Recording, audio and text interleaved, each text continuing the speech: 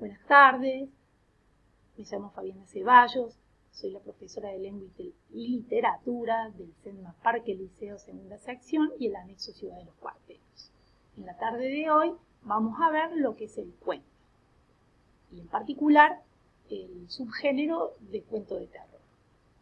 Un cuento pertenece al género narrativo, es una narración breve, donde se relatan hechos ficticios o basados en situaciones reales, protagonizados por muy pocos personajes que se sitúan en un espacio y en un tiempo determinado, y en un argumento muy sencillo, y se utiliza con la intención de entretener o impactar al lector.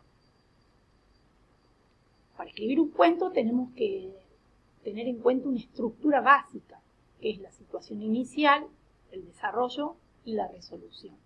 Dentro de la situación inicial se presentan los personajes, se los caracteriza, se los sitúa en el espacio y en el tiempo, se los presenta para que el lector tenga idea quiénes van a ser los que intervienen en esta situación. En el desarrollo se presenta el conflicto, los obstáculos que deben vencer o que deben sortear los diferentes personajes.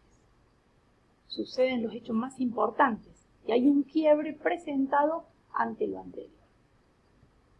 La resolución suele ser la solución del problema, que puede ser con un final cerrado, con un final abierto o simplemente quedar en suspenso.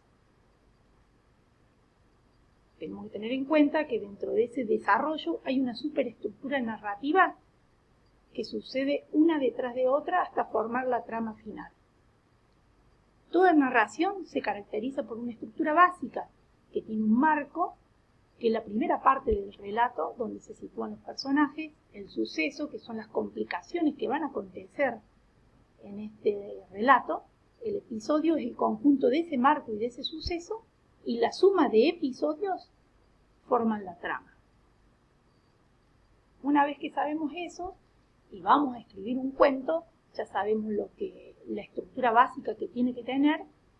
El autor, quien va a escribir el relato, va a elegir una voz. Esa voz es el narrador que va a contar la historia.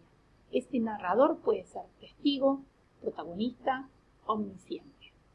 Testigo, yo les he de decir a mis alumnos que es esa persona que filma, ve todo, cuenta todo lo que ve. Es como una cámara de video. Puede ser un personaje o no, y narra solamente lo que le pasa a él y lo que está presenciando. No puede decir nada más. El protagonista narra su propia historia, conoce lo que a él le pasa y lo que se le presenta ante sus ojos. Y el omnisciente no es una persona del relato, narra todo lo que ve, todo lo que piensa y todo lo que sienten los personajes. Es la voz narradora que sabe todo lo que va a pasar en el relato. Entonces ya sabemos que para escribir un cuento tenemos que elegir un narrador. Una vez que tengamos el narrador, tenemos que empezar por la situación inicial, después por el desarrollo y después por la resolución. Ahora vamos a hablar del subgénero cuento de terror. Es un cuento de terror. Un cuento de terror es cuando decimos ¡ay! Sí, eso que nos impacta, que nos desvela, que parecen pesadillas. Las características del cuento de terror pueden basarse en hechos reales o imaginarios. Por lo general tienen algo de realidad, pero traemos mucho de lo que son la ficción, traemos mucho de las leyendas populares. Despierta la imaginación del lector porque te hace vivir mundos imaginarios, mundos que están en nuestro inconsciente, mundos mundos de ultratumba, que uno piensa que no existen, pero a la vez estamos, que sí, que no, nos provoca miedo, angustia. Es tan parecido a las pesadillas. Suele usarse creencias populares sobre fantasmas, seres malignos, sobre cementerios, sobre muertos vivos. Los escenarios son oscuros, lúgubres, tristes, fantasmagóricos, como castillos, cementerios. Suelen pasar bajo la luz de la luna, sabe haber vampiros, aves de mal agüero, fantasmas.